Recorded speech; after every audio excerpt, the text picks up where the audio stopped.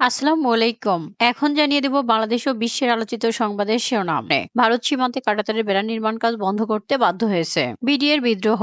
এর master mind ছিলেন হাসিনার গং। আনা হয়েছিল ভারতীয় কিলার গ্রুপ। মুঠোফোন ও ইন্টারনেট সেবায় ভ্যাট না কমলে এনবিআর ঘেরাওয়ের ঘোষণা দিয়েছে বাংলাদেশ মুঠোফোন গ্রাহক অ্যাসোসিয়েশনের নেতারা। আওয়ামী লীগের সময় ভারতের সঙ্গে করা অসম সীমান্ত চুক্তি বাতিল করা হবে।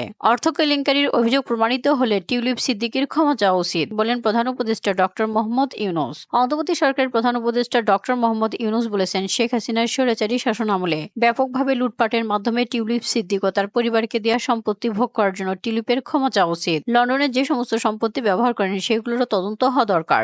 যদি অভিযোগ প্রমাণিত হয় তিনি এই সমস্ত সম্পত্তি সম্পূর্ণ ডাকাতির মাধ্যমে অর্জন করেছেন, তাহলে তা ফেরত দেওয়া উচিত। হামাসের সঙ্গে চুক্তি মরিয়া ইসরায়েল, যা বলল গোল্ডেনবার্গ। সম্প্রতি হামাসের সঙ্গে বন্দি বিনিময়ে আলোচনায় অগ্রগতি হওয়ার পর গাজা উপত্যকা থেকে দ্রুত নিজেদের সেনা প্রত্যাহারের পরিকল্পনা অনুমোদন করেছে ইসরায়েল।